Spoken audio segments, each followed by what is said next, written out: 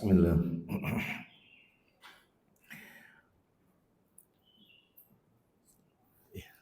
Di mana sih?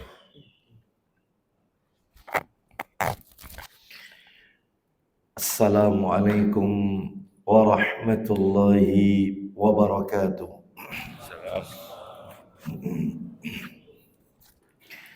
Alhamdulillah alladzi bi ni'matihi tatimmus shalihat wa ashhadu an la ilaha illallah wahdahu la syarika lah wa ashhadu anna Muhammadan abduhu wa rasuluh ya ayyuhalladzina amanu taqullaha haqqa tuqatih wa la tamutunna illa wa antum muslimun amma ba'du fa inna asdaqal hadisi kitabullah wa khairal hadi hadi Muhammadin sallallahu alaihi wasallam wa syarral umuri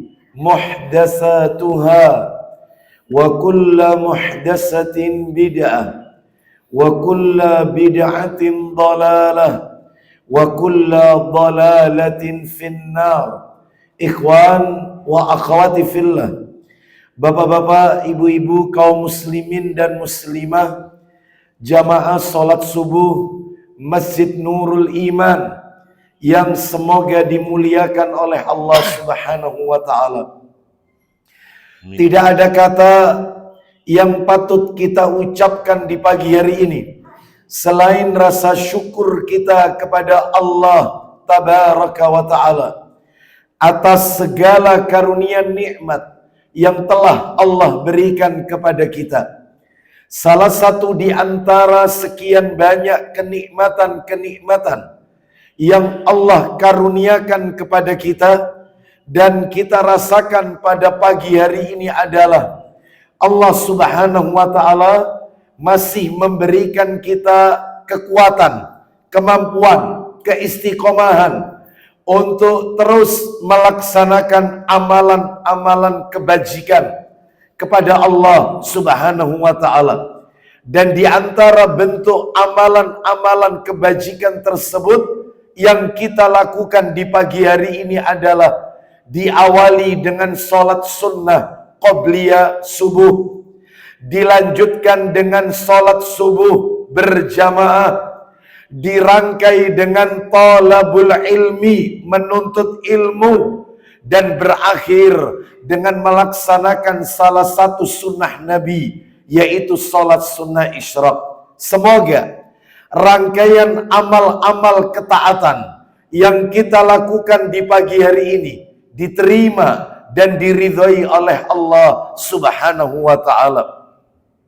Bahkan lebih dari itu, Bapak Ibu sekalian, Rasulullah sallallahu alaihi wasallam 14 abad yang silam beliau sudah menjelaskan kepada kita tentang keutamaan mengerjakan sholat subuh yang dikerjakan secara berjamaah.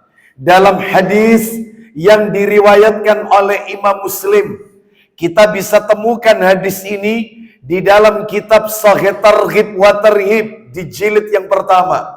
Hadis nomor 415.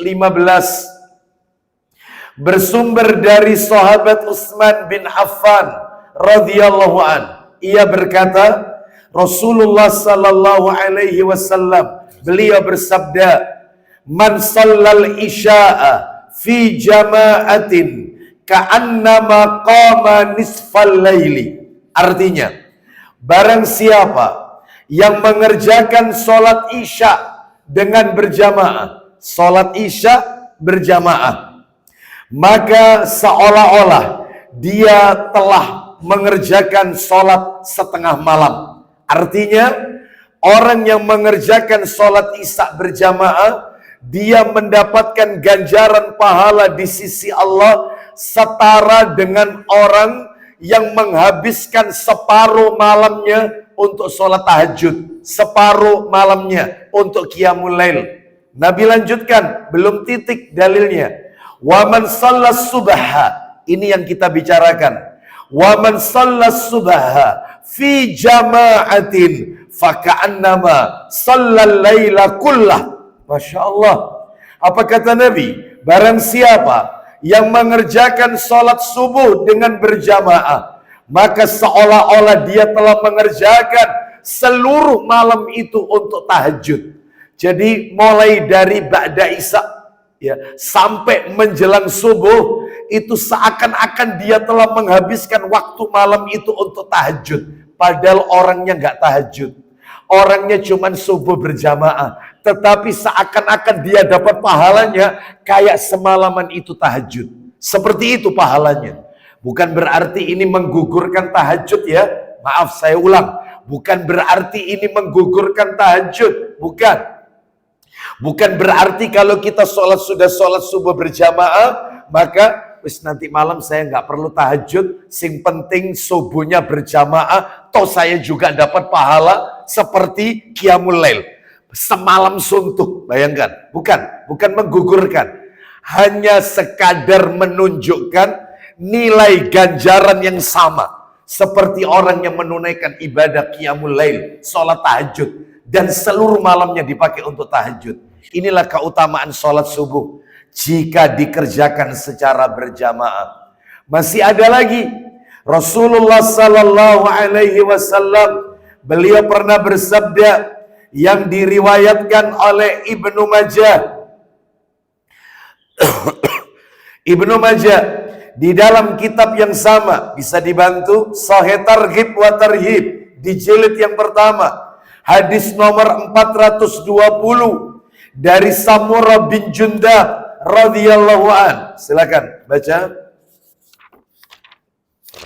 Dia berkata, Rasulullah sallallahu alaihi wasallam beliau bersabda. Silakan. Dari Samurah bin Jundab radhiyallahu an, dari Nabi sallallahu alaihi wasallam beliau bersabda, Man shallas subha fahuwa fi dhimmatillah. Silakan. barang siapa sholat subuh, maka dia dalam perlindungan Allah. Siapa yang mengerjakan sholat subuh, maka dia dalam perlindungan Allah Azza wa Jalla. Coba dibuka lagi supaya kita lebih semangat untuk subuhnya berjamaah. Ya, bahkan kalau bisa sholat subuhnya seperti sholat Jumat. Ya. Jadi berduyun-duyun mendatangi masjid untuk berjamaah sholat subuh. Coba dibuka di kitab yang sama, Sahih Targhib wa Tarhib, nomornya 456 dan 457. Silakan dibantu. 456 dan 457. Silakan. Dari Abu Musa radhiyallahu an, bahwa Rasulullah sallallahu alaihi wasallam beliau bersabda. Kita dengarkan isi sabdanya. Nabi bersabda, Man shallal bardaini dakhalal jannah. Silakan. Barang siapa sholat 2 waktu dingin berdain, niscaya dia masuk ke dalam surga. Apa yang dimaksud sholat bardain? Baca keterangannya. Al-bardan, apa itu? Al-barda adalah waktu dingin, yaitu di waktu subuh dan waktu asar. Berarti siapa yang mengerjakan sholat bardain, sholat yang dikerjakan pada 2 waktu yang dingin, baginya adalah surga. Jaminan ini, Nabi yang menjamin. Makanya kita berupaya semangat untuk menunaikan ibadah sholat subuh berjamaah. Terakhir, 457 disebutkan oleh Abu Zuhair Umarah bin Ruwaibah radhiyallahu an. Silakan. Dari Abu Zuhair Umarah bin Ruwaibah radhiyallahu an, dia berkata, aku mendengar Rasulullah sallallahu alaihi wasallam beliau bersabda, Lan yalijan nar ahadun shalla qabla tulu'i syamsi wa qabla ghurubiha, yakni al-fajr wal asr. Silakan. tidak akan masuk ke dalam neraka. Ulang lagi. Tidak akan masuk ke dalam neraka. Sekali lagi. Tidak akan masuk ke dalam neraka. Siapa itu orangnya nggak mungkin masuk neraka? Lanjut. Yaitu seseorang yang sholat sebelum matahari terbit dan terbenam, Maksudnya apa? yaitu pada saat waktu sholat fajar dan sholat asar. Nah, berarti sholat subuh dan sholat asar. Orang yang mengerjakan subuh dan asar nggak mungkin masuk neraka. Berjamaah, istiqomah. Berarti nggak sholat maghrib nggak apa-apa dong Ustadz, nggak boleh. Ya, kenapa? Karena 5 waktu ini wajib kita tunaikan. Sholat maghrib ada keutamaan tersendiri yang lainnya ya. Baik, Bapak Ibu kaum muslimin dan muslimah rahimani wa rahimakumullah. Kita berdoa kepada Allah, semoga Allah Subhanahu wa taala memberikan kekuatan keistiqomahan kepada kita untuk selalu menunaikan ibadah sholat 5 waktu secara berjamaah. Untuk laki-laki tentunya di masjid, namun untuk wanita tentunya sebaik-baik sholat bagi mereka adalah di rumahnya. Namun wanita tidak dilarang ketika sholat berjamaah di masjid. Wanita masih diberikan kesempatan untuk sholat di masjid asalkan memenuhi syarat yang telah ditetapkan oleh Rasulnya Sallallahu Alaihi Wasallam. Baik, hari ini kita akan melanjutkan materi kita, pembahasan kitab Asyratus Sa'ah. Kitab Asyratus Sa'ah yang sudah diterjemahkan ke dalam bahasa Indonesia. Ensiklopedi Hari Kiamat menurut sunnah yang sahih, yang ditulis oleh Syekh Yusuf bin Abdullah bin Yusuf Al-Wabil hafizahullah ta'ala. Hari ini kita masuk pada materi baru Bapak Ibu sekalian, tanda-tanda kecil kiamat. Ya, tanda-tanda kecil kiamat. Jadi kalau 2 bulan yang lalu, karena pertemuan terakhir kita 2 bulan yang lalu, karena bulan yang lalu Oktober saya uzur. Jadi ketemu kita terakhir September itu kita membahas tentang hilangnya kekhusyuan di dalam sholat.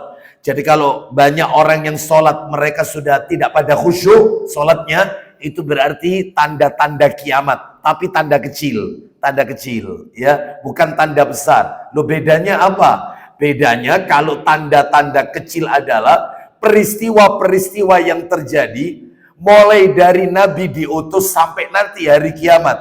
Dan ketika munculnya peristiwa itu, kejadiannya dianggap lumrah, dianggap biasa oleh manusia, dianggap wajar. Ya, banyak tandanya. Banyaknya perzinahan, banyaknya pembunuhan, pertumpahan darah, ya, syirik di mana-mana, khomer diminum di mana-mana, lahirnya anak-anak durhaka kepada orang tuanya, macam-macam, ya. Dan itu sudah kita bahas. Adapun kalau tanda besar beda. Tanda besar ini adalah peristiwa-peristiwa yang terjadi yang ketika Nabi diutus belum terjadi, belum ada. Sekarang belum ada, tapi pasti akan terjadi di akhir zaman. Dan ketika munculnya tidak dianggap lumrah, gak dianggap biasa ya oleh orang saat itu. Contohnya adalah keluarnya Dajjal, turunnya Isa, munculnya Imam Mahdi, ya, akan muncul Ya'juj dan Ma'juj dan seterusnya, ya. Langit dan bumi, bahkan matahari terbit dari arah terbenam. Ini kan gak biasanya ini. Makanya itu termasuk tanda besar. Jadi matahari terbit dari arah terbenamnya. Selama ini terbit dari arah timur, ini terbitnya dari arah barat, dari arah terbenamnya. Kan nggak biasanya. Makanya disebut tanda-tanda besar. Baik. Yang kita bicarakan ini, kita belum menyentuh tanda besar. Kita mungkin sudah 2 tahun lebih mungkin ya taklim kajian ini, ensiklopedia Hari Kiamat ini, masih berbicara tanda-tanda kecil, belum menyentuh tanda-tanda besar. Hari ini kita akan masuk pada bab baru, tanda kecil kiamat, berdekatannya zaman atau singkatnya waktu. Ya, seringkali kita mendengar seseorang, ya Allah, kapanane Ahad, saiki wis ketemu minggu maneh. Kapanane, sering kali kita dengar di masyarakat kita obrolan-obrolan, ya Allah wis Jumatan maneh, kapanane awal tahun, sekarang wis sudah awal tahun di depan mata.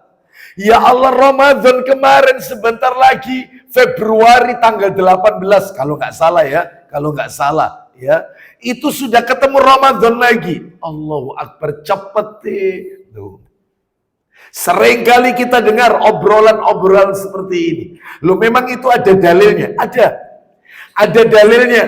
Kalau berdekatannya zaman, singkatnya waktu, itu bagian dari tanda-tanda kecil kiamat.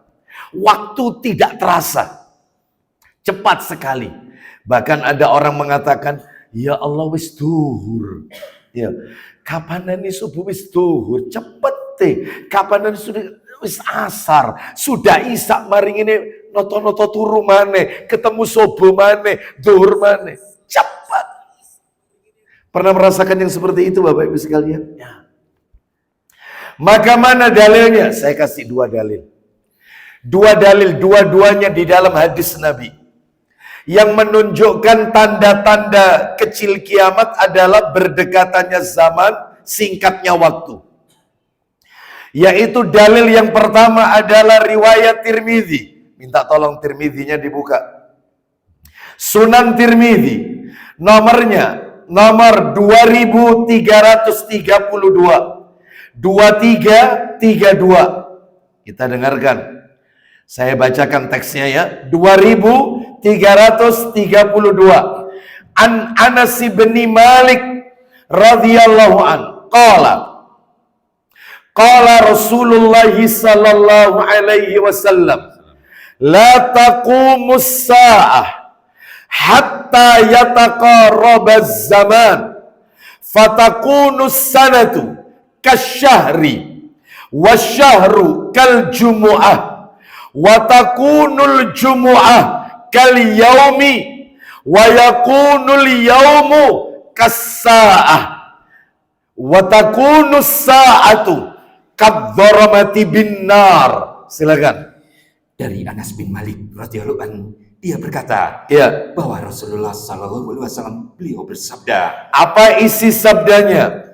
Kiamat tidak akan terjadi. Ulang lagi. Kiamat tidak akan terjadi. Kiamat tidak akan pernah terjadi hingga mulai sampai pada waktu terasa pendek, ringkas. Terus 1 tahun menjadi seperti 1 bulan. 1 tahun kayak sebulan, singkat gitu. Ya.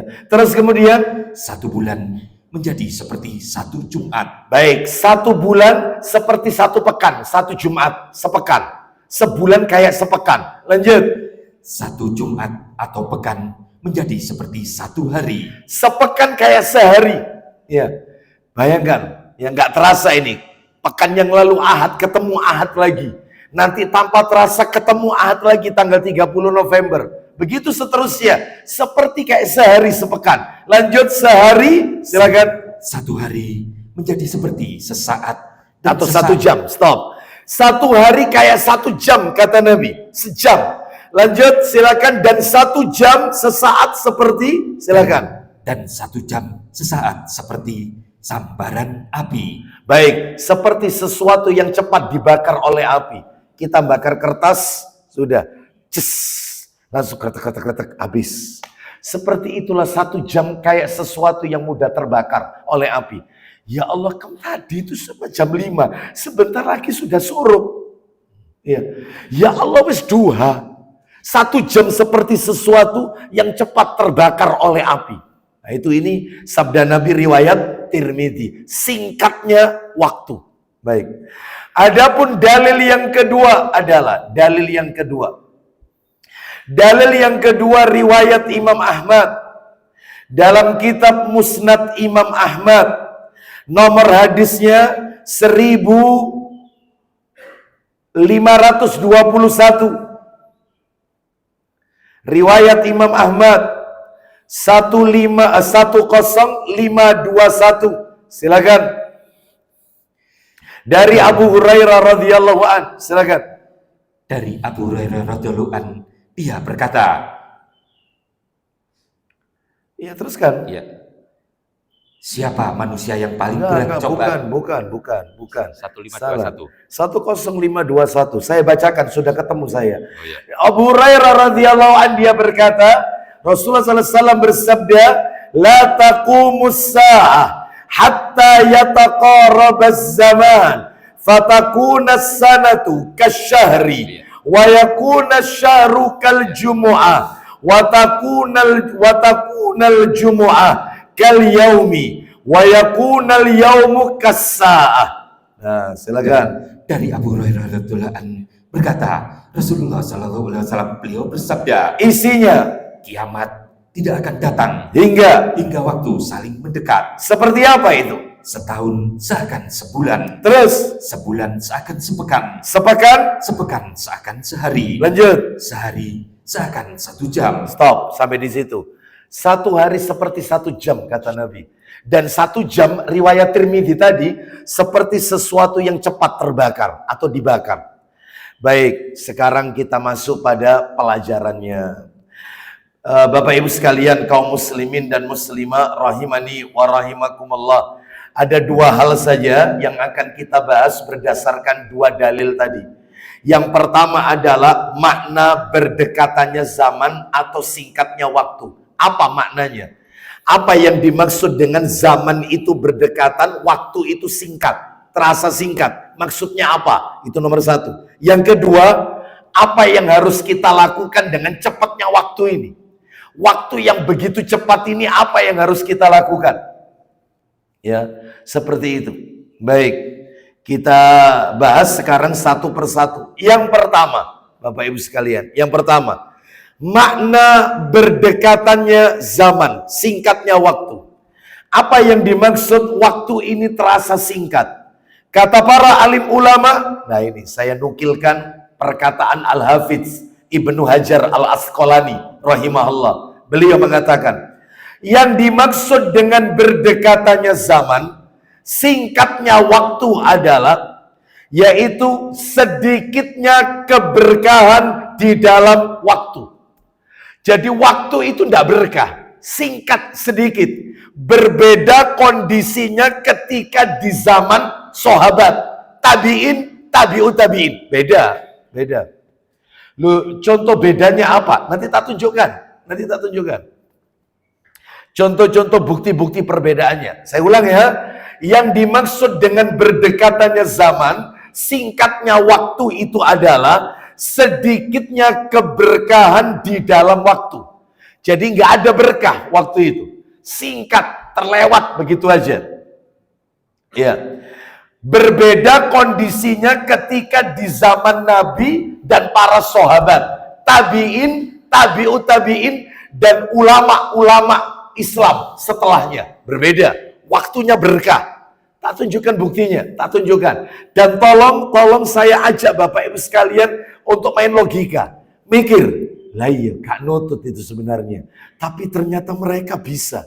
Waktunya berkah. Diberkahi oleh Allah. Sekarang kita lakukan yang seperti itu. Gak bisa. Lu contohnya, saya tunjukkan buktinya. 1, bukti yang pertama. Coba dibuka Sahih Muslim. Kita pengen tahu nih.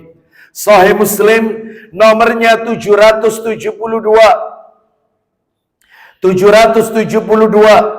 Atasnya 1290. 129. Sahih Muslim. Siap. 772 maksud saya. Sahih Muslim 772. Ya. Ya, atasnya itu 1291 maksud saya. Siap. Atasnya. Silakan baca.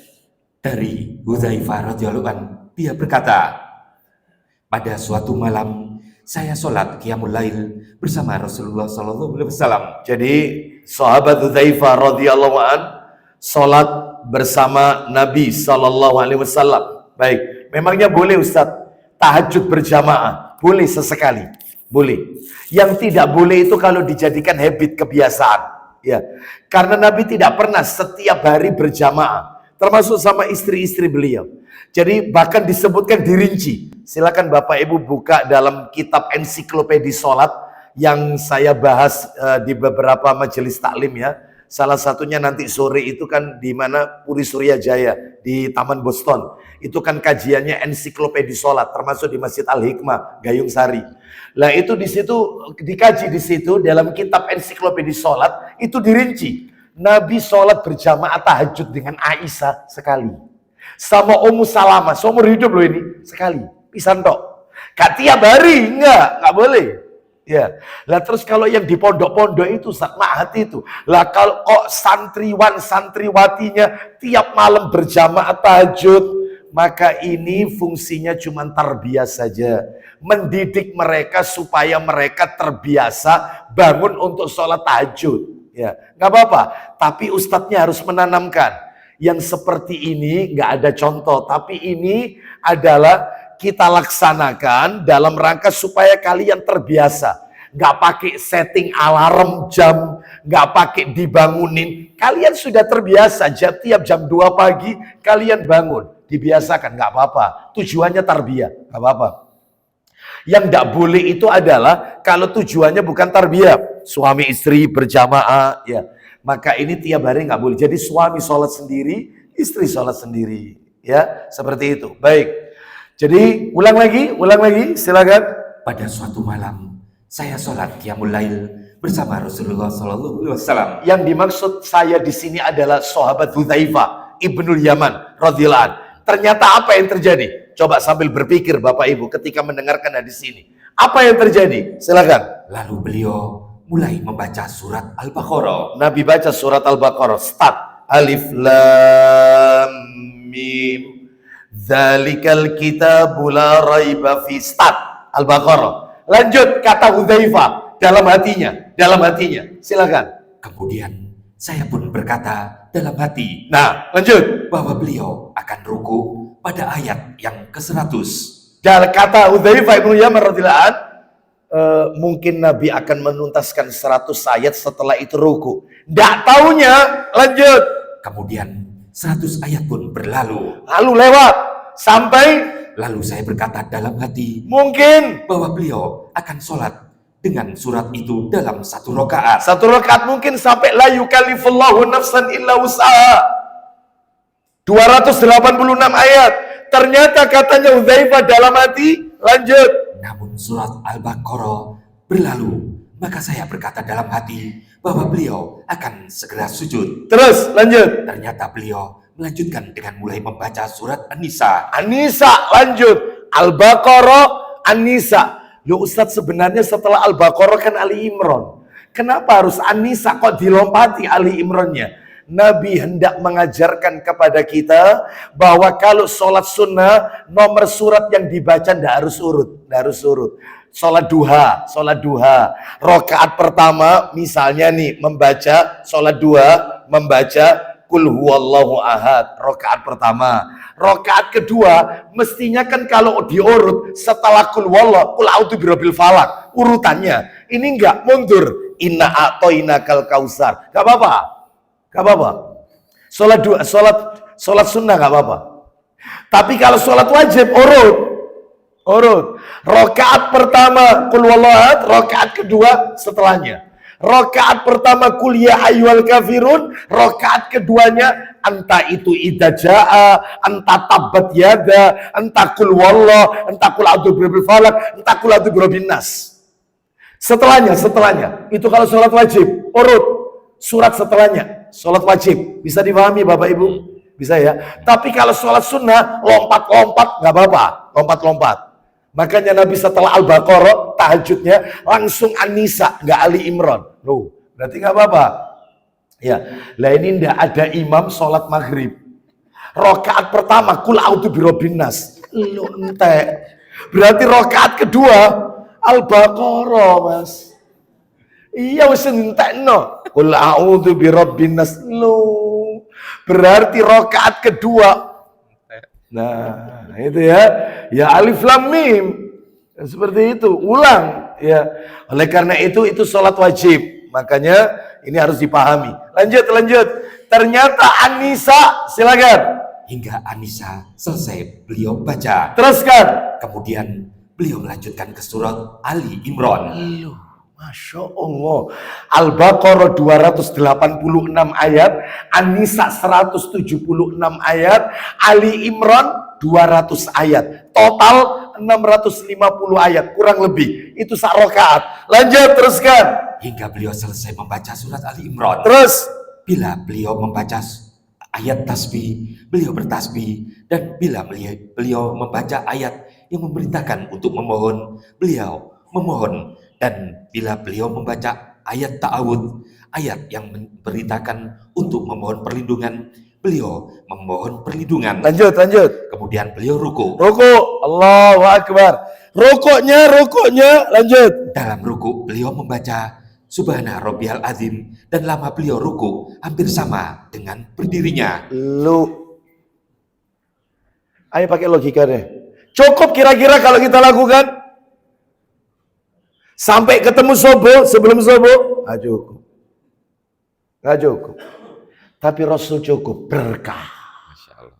Waktunya berkah.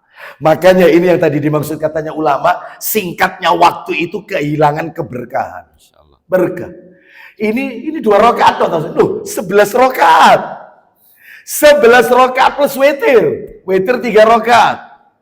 Coba Bapak Ibu sekalian. Baik, ini baru contoh yang pertama. Terus i'tidal, lanjut, silakan. Kemudian beliau berdiri, dan lamanya berdiri lebih kurang sama dengan lamanya ruku. Ruku, sami Allahu liman hamidah, Rabbana walakal hamdu. Boleh ditambah hamdan katsiran thayyiban mubarakan fi. Lalu lamanya berdiri i'tidal itu hampir mirip seperti lamanya ruku. Masya Allah, panjang. Ini 1 rakaat loh ini. Yang dibaca apa Ustaz? Doa terus, boleh dibaca doa. Ya, berarti kita kalau sholat baca doa itu boleh Ustaz? Boleh. Doa dalam Al-Quran. Rabbana atina miladunka rahmah. Rabbana atina fid dunya hasanah. Rabbi firli wali walidayya waliman dakhala baitiya. Rabbana firli wali walidayya walil mu'minina yauma yaqumul hisab. Rabbana hablana azwajina. Rabbana la tusikul. Boleh dibaca, boleh. Lo katanya kalau rukuk sama sujud tidak boleh baca Al-Quran. Itu kalau baca ayat. Kita kan baca doa. Makanya kita kalau baca doa di dalam sujud itu jangan dibaca ayat sebelumnya. Contoh, Rabbana hablana min azwajina wa dzurriyyatina qurrata a'yun, itu kan awalnya bunyinya walladzina yaquluna rabbana hablana. Lah, walladzina yaqulun jangan dibaca. Berarti Anda sama dengan baca ayat nanti. Langsung inti doanya aja, isi doanya. Gak apa-apa, boleh. Ustadz bahasa Indonesia Ustadz, boleh. Sebagian ulama boleh. Ada mazhab yang menjelaskan boleh itu. Boleh. Nah, bagi mereka yang tidak paham bahasa Arab. Bagi mereka yang paham bahasa Arab, ya tetap harus pakai bahasa Arab. Dan insya Allah panjenengan kan bisa bahasa Arab semua kan? Bisa lah. Saya mau tanya, Allahu Akbar artinya apa? Oh, keren. Alhamdulillahirabbil alamin artinya apa?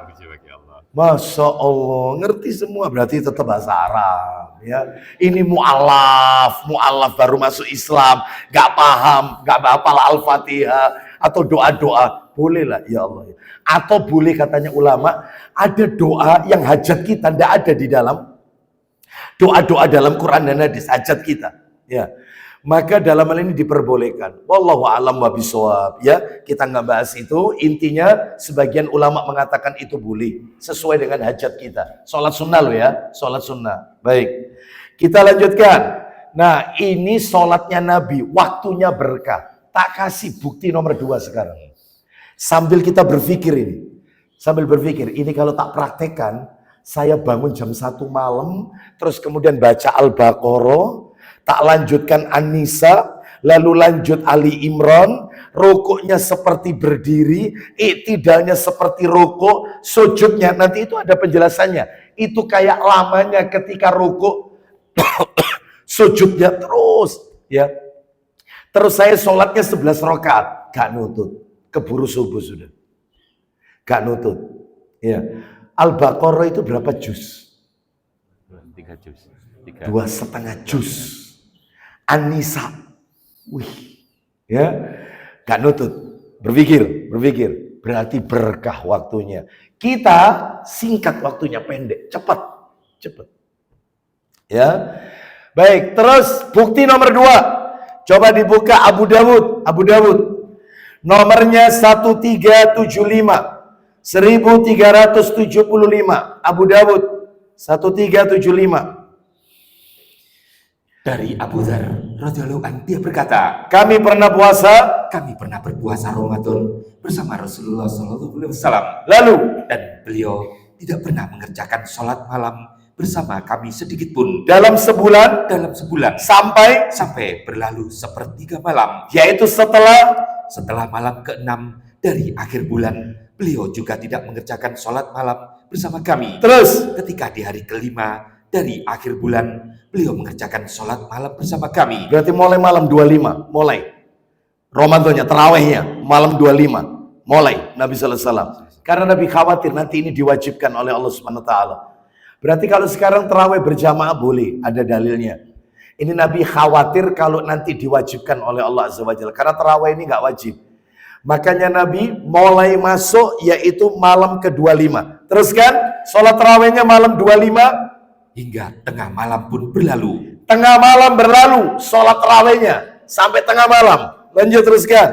Maka kataku, wahai Rasulullah, Ini katanya Abu Dzar radhiyallahu an. Wahai Rasulullah, silakan. alangkah baiknya sekiranya Anda memperbanyak sholat sunnah qiyamul lail pada malam hari ini untuk kami. Ternyata jamaah para sahabat tidak ada yang kapok.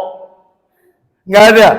Ini terawih sampai tengah malam, malah usul, apa ndak sebaiknya dipanjangkan lagi untuk kami, wahai Rasulullah. Coba jamaah Nurul Iman. Terakhir, begini terakhir. Salah alamat aku sholat begini, salah alamat. Terakhir. Ini enggak, minta, tambah lagi, tambah, wahai Rasulullah. Beda Pak kelasnya kita sama sahabat. Ini mereka ini orang-orang kuat dalam beribadah. Makanya ada satu kaidah yaitu disebutkan oleh para alim ulama bahwasanya apabila perbuatan itu baik, niscaya mereka yang pertama kali mengerjakan perbuatan tersebut, laukana khairan lasabakuna ilaih. Andai kata perbuatan itu baik, niscaya mereka orang yang pertama kali, karena mereka yang paling haus dengan melakukan ibadah. Mereka, bukan kita. Kita nggak ada apa-apanya. Jadi jangan sok alim, jangan sok keminter. Mereka yang paling alim ketimbang kita. Jadi jangan nambah-nambahi ibadah. Ya, di dalam Islam, mereka paling alim. Andai kata itu disyariatkan, itu baik, niscaya mereka sahabat, orang yang pertama kali melakukan. Yaitu kaidahnya. Gak ada di antara kita yang kayak mereka. Bayangkan. Lawang Nabi sallallahu alaihi wasallam mengatakan, andai kata kita beribadah seumur hidup beribadah, para sahabat beribadah cuma 1 jam, kata Nabi, niscaya yang paling berat di sisi Allah adalah para sahabat yang ibadah cuma 1 jam dibanding kita seumur hidup. Gak ada bandingannya. Ya, ini generasi emas ini, generasi yang hidup ketika Jibril turun. Malaikat Jibril turun, mereka ada. Bayangkan, sudah ya. Ayo teruskan, apa yang terjadi? Abu Dzar berkata, maka beliau bersabda, silakan. sesungguhnya apabila seseorang sholat malam bersama imam hingga selesai, Jadi maksudnya sholat tarawih sampai selesai, imam selesai, maka akan dicatat baginya seperti bangun untuk mengerjakan sholat malam semalam suntuk. jadi kalau ada imam yang belum kelar tarawihnya ditinggal pulang karena pengen witir sendiri nanti di rumah, maka tentunya ini tidak mendapatkan ganjaran pahala ini seperti orang yang sholat semalam suntuk. Jadi meskipun imamnya tarawihnya 21 rakaat, ikut aja, ikut. Gak ada salahnya 23, 21, gak ada salahnya. Di Mekah Madinah lebih dari itu, gak masalah. Karena sholat malam ini tidak ada batasan rakaat. Boleh bahkan ada yang 47 rakaat di Timur Tengah, ada. 7-nya itu witir, 40-nya tarawih, 47 rakaat, boleh, gak ada batasan. Yang dibatasi itu waktunya, bukan jumlah rakaatnya, waktunya. Sampai sebelum subuh waktunya. Nah, terus, belum poinnya. Ternyata, lanjut. Kata Abu Dzar, ketika malam keempat dari akhir bulan, Berarti malam keempat, malam 26, silakan. beliau tidak mengerjakan sholat malam bersama kami.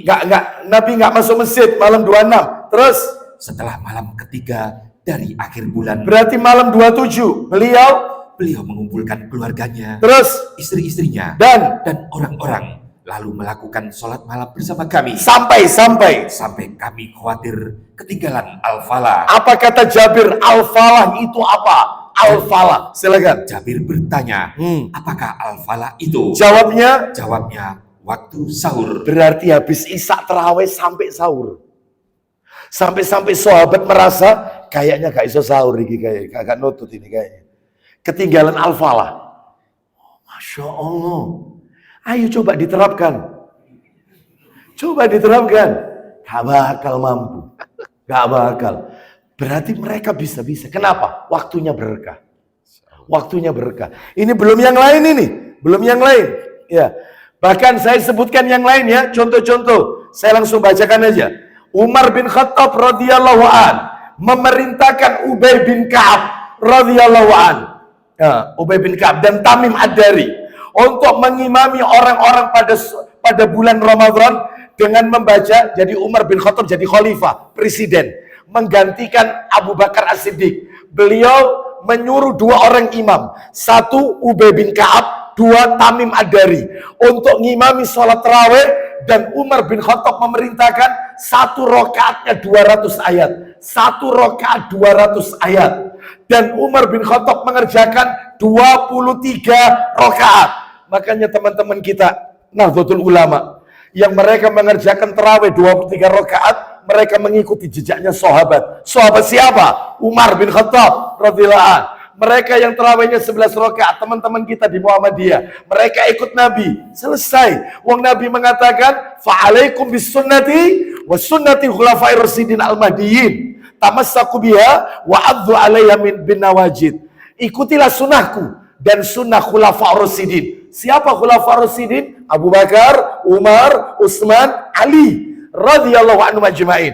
Dan gigitlah kedua sunnah itu dengan gigi geraham. Nabi memberikan perumpamaan gigi geraham. Karena gigi geraham itu kalau menggigit lebih kuat daripada gigi depan. Maksudnya Nabi pegang erat-erat. Jadi yang ikut Nabi, monggo. Yang mau ikut sahabat, monggo. Boleh, nggak apa-apa. Ya, seperti itu. Bahkan mereka yang sholat id, Allahu Akbar. Terus takbir, angkat tangan terus. Allahu Akbar. Allahu Akbar. Ikut sahabat Ibnu Umar, putranya Umar bin Khattab radhiyallahu anhu. Adapun teman-teman kita ya yang lain cuman sekali di awal, Allahu Akbar. Allahu Akbar. Ada dalilnya juga. Ya. Ngapain yang kayak begini terus tidak bertegur sapa? Ya, semuanya ada dalilnya. Ya, baik.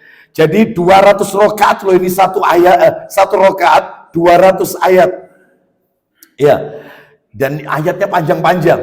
Bisa diterapkan kira-kira? Coba nanti malam tahajud 23 rakaat, 1 rakaatnya 200 ayat.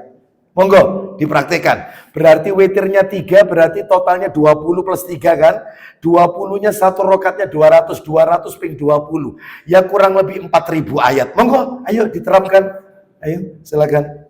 Bisa kira-kira waktunya. Aduh tuh. Gak cukup secara logika. Kok ya nutut Ustaz ya? Berkah. Itulah yang dimaksud waktunya berkah. Lagi. Utsman bin Affan radhiyallahu anhu menghatamkan Al-Quran di bulan Ramadan tiap hari. Utsman bin Affan, jadi sebulan hatam 30 kali. Utsman bin Affan radhiyallahu anhu. Setiap hari hatam. Kita ini tiap Ramadan sekali tidak hatam-hatam. Ayo. Kebanyakan pikiran. Mikirkan uang baru. Ya, baju baru, sepatu baru, yang dipikirkan keceput. Ya, terus apa lagi? Kue-kue pengen nastar kestengel. Ya, kestangel apa kestengel itu? Ya, itu ngapain? Ya, beribadah kepada Allah. Ini loh, 30 kali. Imam Syafi'i, Imam Ahlussunnati wal Jamaah, yang nama aslinya Muhammad bin Idris, rahimahullah, lahir di Gaza. Imam Syafi'i ini lahir di Gaza loh, Palestina. Satu-satunya imam mazhab yang nasabnya ketemu sama kakeknya Nabi Abdul Muthalib, Imam Syafi'i. Yang lain enggak? Abu Hanifah, Maliki, Hambali. Enggak. Imam Syafi'i.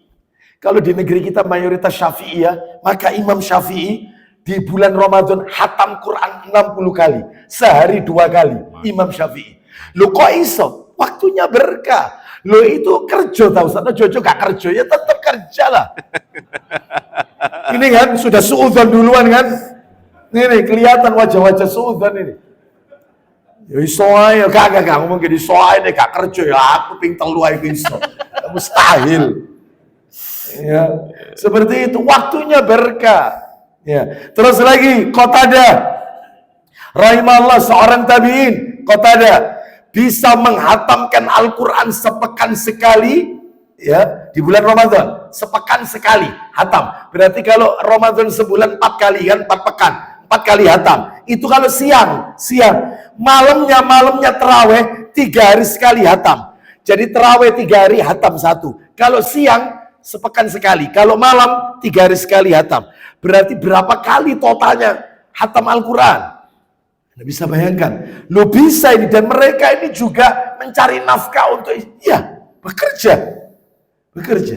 Waktunya berkah. Terakhir, Imam Bukhari, penulis kitab Sahih Bukhari, yang nama aslinya adalah Muhammad bin Ismail rahimahullah, menghatamkan Al-Quran di bulan Ramadan. Setiap siang hari 1 kali hatam. Kalau malam hari terawih, maka setiap 3 malam sekali hatam. Jadi tiap siang sekali.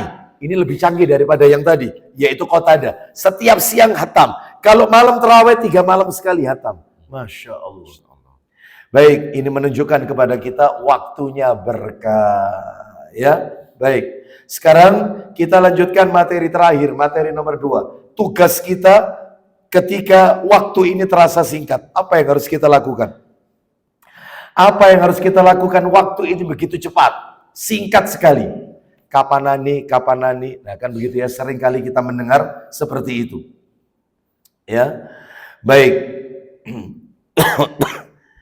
Kita lanjutkan. Kemarin ibu saya bilang, ya adikmu gak keroso, wis 3 tahun meninggal. Karena COVID kan, meninggalnya karena COVID. 3 tahun, gak terasa. Ya, waktu corona tinggi-tingginya COVID. Ya, dalam hati saya, ya ini memang tanda-tanda akhir zaman itu.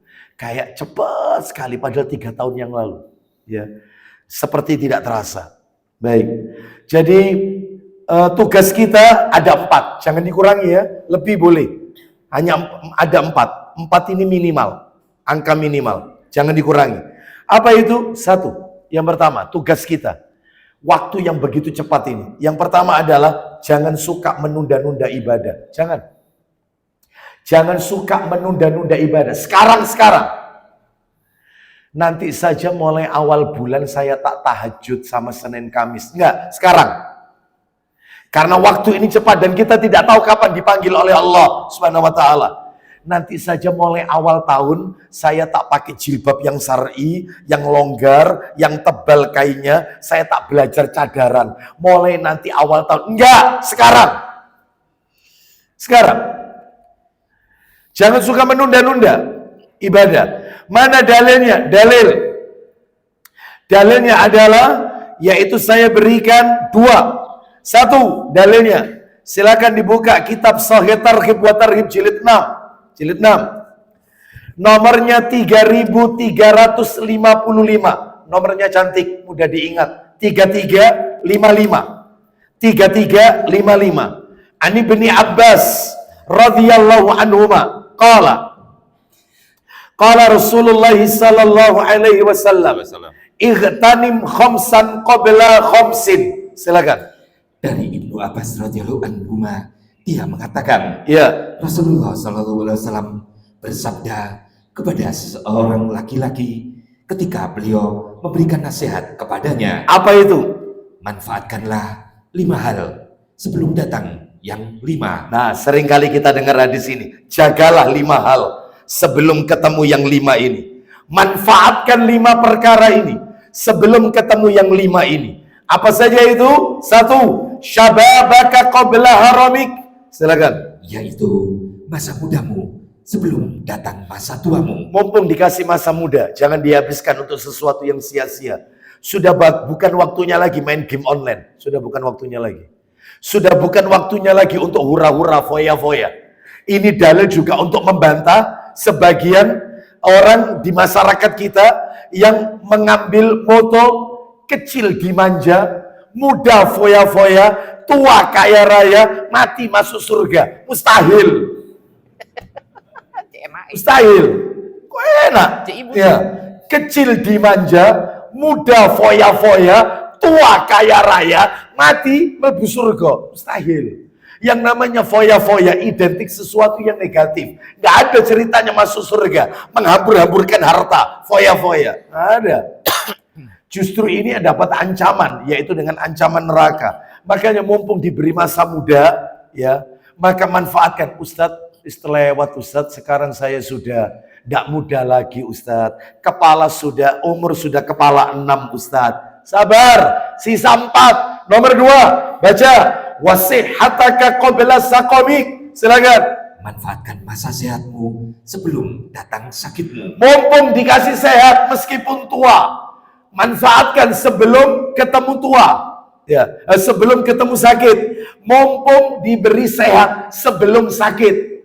Bapak Ibu lihat yang ada di rumah sakit. Saudara-saudara kita yang terbaring di rumah sakit. Karena sakit yang mereka derita. Semua alat medis masuk ke tubuhnya. Dibilang orang hidup kayak orang mati. Matanya cuma terpejam. Dibilang orang mati tapi masih hidup. Karena alat rekam jantungnya nyala. Tit, tit, tit. Kalau sudah kayak gini, gak bisa tahajud. Gak bisa. Gak bisa puasa Senin Kamis. Tidak bisa zikir pagi petang. Gak bisa. Gak bisa baca Quran. Gak bisa. Gak bisa sholat berjamaah di masjid. Apalagi sudah nafasnya tersengal-sengal. Selesai. Mumpung dikasih sehat sebelum ketemu sakit. Jangan suka nunda ibadah. Sekarang. Engkau disik, engkau sore, menewak. Enggak. Sekarang. Terus yang ketiga.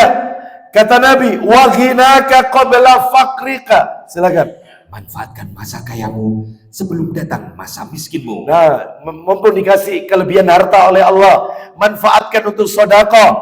Ya, sebelum nanti jatuh miskin. Mustahil orang di atas terus, roda berputar. Satu saat dia ada di bawah. Nah ya, mumpung diberikan kelebihan harta, kelapangan rezeki, manfaatkan untuk di jalan Allah. Yang royal untuk di jalan Allah. Jangan bakhil, jangan pelit. Terus yang nomor 4, wa faraghaka qabla syughlika. Silakan. Manfaatkan masa lapangmu sebelum datang masa sempitmu. Nah, mumpung dikasih waktu yang lapang sebelum ketemu masa yang sempit, sibuk. Ya, makanya kita ini harus pelit dengan waktu. Ya, telepon dengan teman sekadarnya. Assalamualaikum, waalaikumsalam warahmatullah. Gimana kabar? Ya, keluargamu sehat-sehat? Sehat-sehat. Gimana? Kamu sering taklim di mana? Sekedar tanya, selesai. Kenapa? Karena waktu kita untuk baca Al-Quran. Lah kalau waktunya ditelepon terus dipakai, kapan waktunya baca Al-Quran? Sudah berapa ayat Quran yang sudah Anda hafal? Sudah berapa kitab para ulama yang sudah Anda telaah? Sudah berapa banyak yaitu hadis-hadis Nabi yang kita hafal? Tentunya sangat sedikit sekali. Ya, oleh karena itu, maka manfaatkan waktu mumpung dikasih waktu lapang. Ya, jangan dihabiskan untuk sesuatu yang sia-sia. Ya, sudah bukan waktunya lagi untuk reunian. Wis gak wayahe. Ya, reuni SD. Wah, ini penyakit ini. Ya, penyakitnya kenapa? CLBK, cinta lama belum kelar. Itu, ya. Belum lagi campur baur. Kok nabian pacarku kon? Ya apa anakmu piro saiki? Gak bener ini. Ya, sudah berkeluarga, sudah punya anak masing-masing. Gak usah, sudah ayahe, sudah bukan waktunya. Ya, joget-jogetan, ya, nonton dangdutan, wis gak wayahe. Ingat ini, kita nggak tahu ajal kita kapan. Lihat aurat dan seterusnya. Buka TikTok, lihat aurat. Sudah bukan waktunya. Ya, sudah waktunya kita ini, karena ini cepat waktu ini, cepat. Ya, penyesalan mesti di akhir nanti. Tidak ada menyesal itu di awal, tidak ada. Selalu di akhir. Ini saya menasihati diri saya, khususnya saya, keluarga saya, anak keturunan saya, dan kepada kaum muslimin dan muslimah semuanya. Kita saling nasihat menasihati. Ya, baik. Terus terakhir, wahayataka qabla mautik. Silakan. Dan manfaatkan hidupmu sebelum datang kematianmu. Baik, mumpung dikasih hidup, manfaatkan. Nomor dua. Oh, tapi sebelum nomor 2, saya kan janji ngasih 2 dalil. Minta tolong dalil yang kedua, silsilah di Sahih. Ada nggak Masjid Nurul Iman? Silsilah di Sahih. Ada? Jilid 1. Cepat dikit Abu Hurairah. Iya. Hah? Silsilah di Sahih. Ada, saya pernah lihat silsilah di Sahih, warnanya hitam bukunya. Warnanya hitam. Nggak ada. Enggak ada, Ustaz. Saya pernah lihat. Oh ya, silsilah di Sahih ya. Ada kan? Jilid 1 ya? Jilid 1. Nah, Ya. ya kan ada kan? Ada. Siap. Nomornya 375. itu nomor urut. Tapi kalau nomor aslinya bukan. Nomor aslinya, saya ulang ya, nomor urutnya 375. Nomor aslinya 1794. Nomor aslinya 1794. Silakan buka 375. Dari Anas bin Malik radhiyallahu anhu, dia berkata, Ya. Rasulullah sallallahu alaihi wasallam pernah berjalan melewati anak-anak kecil. Terus Beliau pun mengucapkan salam kepada mereka dan nomor mendoakan. berapa itu? 375. Ya, teruskan. Bawahnya betul 1794. 1278. Loh, 1794. 1794. Nomornya urutnya 375, Ustaz. Urutnya 375. Iya, sudah. Tapi bawahnya 1275 dari Ibnu Asakir, Bukhari, Muslim, dan Ad-Darimi. Bukan. Jadi saya bacakan aja di mana Rasulullah SAW mengatakan tergesa-gesa itu datangnya dari syaitan. Tergesa-gesa itu datangnya dari syaitan. Kecuali dalam urusan akhirat kata Nabi, maka harus cepat-cepat. Tidak boleh diperlambat, tidak boleh ditunda-tunda. Tergesa-gesa, kesusu, terburu-buru itu perkara dari syaitan. Itu perkara syaitan. Makanya orang itu nggak boleh terburu-buru, tergesa-gesa mengerjakan sesuatu, nggak boleh. Kecuali kata Nabi dalam perkara akhirat, maka harus segera dilaksanakan. Ya, itu dalil yang kedua. Baik, sekarang tugas kita yang nomor 2, perbanyak istighfar dan taubat. Perbanyak istighfar dan taubat. Terus istighfar, taubat terus. Karena waktu ini dekat. Kita nggak tahu kapan kita wafat. Kita nggak ada yang tahu kapan kita ini wafat. Ya.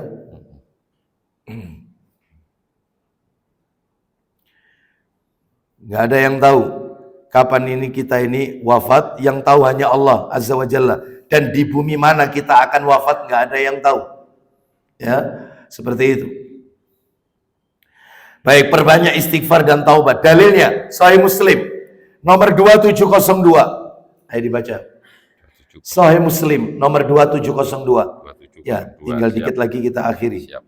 Silakan Atasnya baca. 4871, Ustaz. Atas. 4870 dan 4871 dua-duanya dibaca. Silakan. Dari Abu Hurairah radhiyallahu anhu, dia berkata, Ya. Rasulullah sallallahu alaihi wasallam bersabda, Isinya. sesungguhnya hatiku pernah lalai dari zikir kepada Allah. Terus Oleh sebab itu, sesungguhnya aku beristighfar 100 kali dalam sehari. Nabi saja sehari 100 kali istighfar, minta ampun kepada Allah. Apalagi kita yang bukan Nabi dan Rasul. Terus satunya lagi, redaksi berikutnya. Ayo. Dari Abu Burdah radhiyallahu anhu, dia berkata, Ya. saya pernah mendengar Rasulullah sallallahu alaihi wasallam diberitahukan oleh sahabat Ibnu Umar radhiyallahu anhu bahwa beliau bersabda, Silakan. wahai manusia, Bertobatlah. bertobatlah kepada Allah. Kenapa? Karena aku bertobat 100 kali dalam sehari. Nabi istighfar 100 kali, sehari tobat 100 kali. Nabi loh ini. Manusia paling mulia. Khairul khalqi, sebaik-baik ciptaan Allah. Akhlaknya dipuji oleh Allah. Wa innaka la'ala khuluqin azim. Engkau Muhammad akhlakmu berbudi pekerti yang mulia. Dipuji. Tapi istighfar dan tobatnya 100 kali. Nama kita saja nggak masuk di Quran. Ya, makanya perbanyak istighfar, perbanyak tobat. Lagi di kendaraan, astagfirullah, astagfirullah, astagfirullah. Terus istighfar. Daripada kita dengarkan musik, lihat helmnya orang, lihat jaketnya orang yang meketek, ya apa meketek gini, ya. Ya sudah luset dan seterusnya. Terus kita hibah. Daripada itu mending kita istighfar. Ya astagfirullah wa atubu ilaihi, astagfirullah wa atubu ilaihi. La ilaha illallah wahdahu la syarikalah dan seterusnya. Istighfar. Ya. Minta ampun. Yang ketiga doa. Doa. Saya bacakan aja doanya ya. Insya Allah Bapak Ibu banyak yang hafal kok. Saya tunjukkan dulu aja dalilnya, nanti saya bacakan. Pendek doanya, tapi tolong dihafalkan doa ini. Yaitu dalam riwayat Muslim, nomornya 2723. 2723. 2723. Bunyi doanya begini. Rabbi. Ini dibaca ketika zikir pagi petang ini. Sadar tidak sadar, panjenengan yang rajin zikir pagi petang, sering kali baca doa ini. Cuman masalahnya kadang kita gak tahu artinya. Padahal artinya bagus. Rabbi a'udzubika minal kasal wa su'il kibar. Rabbi a'udzubika min adzabin finnar wa adzabin fil qabr. Ya Rabb, aku berlindung kepadamu dari sifat malas. Ya, Rabbi a'udzubika minal kasal. Ya, wasu'il kibar, masa tua yang jelek, pekun-pekun yang jelek. Aku berlindung kepadamu ya Allah dari masa tua yang buruk. Kan ada orang itu masa mudanya baik, soleh, masa tuanya belunak. Banyak. Masa mudanya oke, masa tuanya ternyata gak dipakai ibadah. Dominoan, ke warkop-warkop, melean, dan seterusnya. Bukan untuk ibadah, bukan tahajud. Kita berlindung. Ada orang itu pekunnya pekun yang jelek. Saya pernah menjumpai. Ada orang pekunnya tuanya itu ngamuan. Dan kalau marah mesu. Naudzubillah min dzalik. Naudzubillah min dzalik. Ada, saya pernah menjumpai. Sampai anaknya itu apa Ustaz? Ya kalau antum sempat tolong diruqyah saja. Diruqyah, dibisikkan ke telinganya itu ya, dibacain surat Al-Baqarah ya dan seterusnya. Terus kemudian sering-sering didengungkan di telinganya murotal atau nasihat mungkin antum setelkan di YouTube atau apa, kajian-kajian, mungkin dengan itu hatinya luluh. Sering-sering antum ajak ziarah kubur supaya ingat dengan kematian, supaya hatinya luluh. Undang anak yatim, suruh ngusap kepalanya anak yatim, sebab kata Nabi, orang kalau mengusap kepala anak yatim, Allah akan luluhkan hatinya dan hajatnya akan dipenuhi oleh Allah. Anak yatim lo ya, yang belum balik. Jangan sudah balik SMP, SMA. Ini lah tak lulus, wah repot kita dilus ini. Ya. Ini bukan, ini yatim, ini bapaknya yang meninggal sama belum balik. Kalau ibunya yang meninggal, ya anak itu bukan yatim. Nggak ada istilah piatu itu, nggak ada. Nggak ada, yatim tok. Islam itu tidak mengenal istilah piatu. Nggak ada, hanya yatim. Bapaknya yang meninggal. Jadi yatim piatu itu kata majemuk bertingkat. Sayur, mayur, pulang, pergi, mondar, mandir, yatim, piatu. itu yatim ya yatim, gak ada yatim piatu ya. Baik, terus ya sering-sering diajak begitu sebab ada orang itu masa pekunnya, ketika pekunnya pekun yang jelek, nah, seperti itu ya. Nah jadi bahkan saya pernah menjumpai ya, ada orang tua itu jadi perihalnya anak diomongkan semuanya. Semua perihalnya anaknya dia itu diomongkan ke tetangga, anakku iku ngene, anakku iku ngene. Kejelekan anaknya. Ada yang kayak gini. Ini pekun yang jelek yang kayak gini ini. Ya, mestinya berlindung kepada Allah Azza wa Jalla. Ini harus diruqyah ini sebenarnya yang kayak begini nih, ya. Jadi dia ini masa tuanya jadi CCTV anaknya. Dipantau terus, mantu nih dipantau terus. Dipantau, liane diomong nambah tonggo. Ada orang tua kayak gini, model kayak gini ada. Gak tahu sholat, padahal dulu masa mudanya rajin ibadah. Tua-tuanya gak tahu ke masjid. Ada. Makanya Rabbi a'udzubika minal kasal, berlindung dari malas, wasu'il kibar, masa tua yang buruk. Terus terakhir penutup, lakukan amalan-amalan yang nilai pahalanya melampaui umur kita. Ya contohnya Pak Ustadz, amalan apa yang nilai pahalanya melampaui umur kita? Salah satu contohnya, banyak sebenarnya, banyak. Contohnya adalah sholat di Masjidil Haram. Oh, ya. Wah, ngetokno duwe iki ya. Sholat di Masjidil Haram. Sekali sholat berapa pahalanya? 100.000. 100.000. Kalau 5 kali sholat, 5 waktu, 500.000. Panjenengan sholat di Masjid Nurul Iman, sekali berjamaah berapa pahalanya? 27. Kalau 5 kali di masjid ini, 27 kali 5, 135. Di Masjidil Haram 500. Coba Abu Hurairah kalkulatornya dibuka. 500.000 dibagi 135. 500.000 dibagi 135. Ayo cepat dikit. Berapa ketemu angka? 3.703. 3.703 hari. 3703 hari.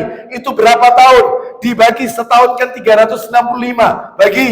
Ketemu angka, silakan. 10.100. Enggak, bukan 10.000. 10 tahun. 10 tahun. Ya. 10 tahun. Jadi kita sholat di Masjidil Haram sehari 5 waktu kayak sholat di Indonesia 10 tahun. La haula wala quwata illa billah. Itu keren. Jadi kalau punya rezeki mau healing Mekah. Ngapain healing ke Hong Kong nyambangi Jackie Chan? Ngapain? Stephen Jet Li. Stephen Chow. Apa mana iku Stephen? Ya, ngapain silaturahmi ke Korea ya dan seterusnya? Ngapain? Ya, ke Mekah, Madinah. Nah kalau Madinah 1000 kali, sehari 5 kali itu sholat fardu loh, belum qobliyah ba'diyah loh, belum dihitung loh itu, hanya sholat fardu. Berarti 5.000 kan? Di negeri kita 135, ketemu angka 37 hari. Jadi sholat di Masjid Nabawi sehari sama dengan kita sholat di negeri kita sebulan lebih seminggu, lebih sepekan. Lo coba. Yaitu namanya amalan yang melampaui umur kita. Belum tentu Anda bisa hidup 10 tahun lagi. Tapi sholat di Masjidil Haram kayak sholat 10 tahun di negeri kita. Masya Allah. Itu baru. Ustadz sih gak ngetokno duit ngono Ustadz. Kira-kira apa Ustadz? Ya sudah. Kepingin tahu? Terakhir penutup. Tak kasih bocoran. Coba dibuka saya targhib wa tarhib. Nah, ini kan masalahnya jauh gratis tapi sih enak gitu loh ya. Nah, sebentar. Saya sabar, tak tunjukkan. Saya targhib wa tarhib jilid 2 dibuka, jilid 2. Nomornya 690. 690. Siap. Ayo. Silakan. Dari Aus bin Aus As-Saqafi radhiyallahu anhu, dia berkata, Ya, aku mendengar Rasulullah sallallahu alaihi wasallam, beliau bersabda, yang keras tapi pelan-pelan Abu Hurairah. Silakan. Ini untuk bapak-bapak lu ya. Ini untuk bapak-bapak. Kalau ibu-ibu tidak. Silakan baca. barang siapa yang membasuh pada hari Jumat, Berarti mandi besar. Hari Jumat mandi besar. 1, mandi besar. Nomor 2, kemudian dirinya mandi, mandi besar. Terus nomor 2, mendapatkan awal khutbah. jadi dia datang nggak telat. Nggak telat. Ke kantor nggak telat. Jumatan telat. Heran saya. Mesti telat. Ini nggak telat ini. Awal khutbah. Dia sudah datang. Itu syarat kedua. Mandi besar awal khutbah. Nomor 3, lanjut. Dan datang di awal waktu, berjalan dan tidak berkendara. Yang ketiga berjalan sampai diperjelas oleh Nabi. Tidak berkendara. Jalan. Gak pakai motor. Gak pakai. Jalan kaki. Ulang lagi kalimatnya. Dan berjalan tidak berkendara. Loh, dipertegas oleh Nabi. Tidak berkendara. Itu syarat 3. Yang nomor 4. Mendekat kepada imam. Berarti di depan sendiri. Mendekat kepada imam. Nomor 5. Kemudian dia menyimak. Menyimak khutbah. Terus nomor 6. Dan dia tidak melakukan perbuatan sia-sia. Lah ini malah tidur. Wah, repot. Maka kalau 6 ini dilakukan, mandi besar, mendapatkan awal khutbah, berjalan kaki, tidak berkendara, mendekat kepada imam, menyimak khutbah, tidak melakukan perbuatan sia-sia. 6 dilakukan, maka lanjut. Maka dengan setiap langkah, dia akan mendapatkan pahala amal setahun, Apa itu? yaitu pahala puasa dan sholat sunnah malamnya. Baik. Jadi setiap kali dia melangkah 1 langkah, seperti orang beribadah puasa sunnah dan tahajud setahun. Jadi kalau dari rumah ke Masjid Nurul Iman 100 langkah, maka dia seperti tahajud 100 tahun dan puasa sunnah 100 tahun. Masya Allah. Oh, gratis loh ini. Masya Allah. Katanya bayar ini. Masya Allah. Masih ditawar lagi. Ya. Lah kalau ibu-ibu gimana Ustadz? Apakah bisa ibu-ibu mendapatkan Ada. Contohnya sodako jariah. Itu tidak akan putus sampai hari kiamat. Ya. Terus contohnya lagi, mengoptimalkan ibadah saat Lailatul Qadar, i'tikaf. Ibu-ibu kan boleh i'tikaf. Boleh. Itu katanya Nabi, khairun min alfi syahr. Lebih baik daripada 1000 bulan i'tikaf di Lailatul Qadar. Malam-malam ganjil. 10 hari terakhir. Ya, terutama malam-malam ganjil. Wallahu a'lam wabishawab. Dan masih banyak lagi tentunya amalan-amalan yang lainnya, termasuk menjadi muadzin. Rata-rata di masjid itu yang sering rebutan itu jadi imam. Gak pernah rebutan jadi muadzin. Kenapa Ustaz jadi muadzin? Kata Nabi, orang itu kalau mengumandangkan adzan, maka dosanya diampuni sejauh suaranya itu terjangkau. Terus dia mendapatkan pahala sejumlah orang yang sholat di masjid itu. Makanya saya tidak bisa bayangkan muadzinnya Masjidil Haram. Allahu Akbar, itu yang datang jutaan manusia. Masya Allah. Jutaan, dia dapat pahala semua orang itu. Masya Semuanya. Allah. Makanya jadi muadzin itu pekerjaan bergengsi. Dia dapat pahala sejumlah orang yang sholat itu. Masya Allah. Makanya kayak gini dicari, ya, karena waktu ini singkat.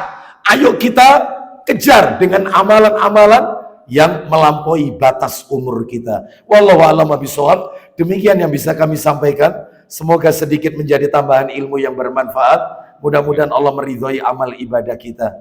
Maaf saya tidak membuka tanya jawab karena saya masih butuh istirahat, Bapak Ibu sekalian. Insya Allah kita akan sambung pada kesempatan yang akan datang. Jadi materi ini tuntas ya. Berarti bulan depan jika Allah takdirkan kita ketemu lagi, berarti sudah berganti bab, berganti tema. Wallahu a'lam wa bishawab. Kita akhiri, semoga Allah meridhoi amal ibadah kita. Allah berikan kita ilmu yang manfaat dunia akhirat. Semoga kelak Allah wafatkan kita husnul khatimah. Dan Allah masukkan kita bersama anak keturunan kita, keluarga kita, orang tua kita di surga Allah yang kekal nan abadi. Wassallallahu ala nabiyyina wa ala alihi wa sahbihi wasallam. Subhanakallahumma wa bihamdika asyhadu an la ilaha illa anta astaghfiruka wa atubu ilaik. Wa akhiru da'wana anil hamdulillahi rabbil alamin. Assalamualaikum warahmatullahi wabarakatuh.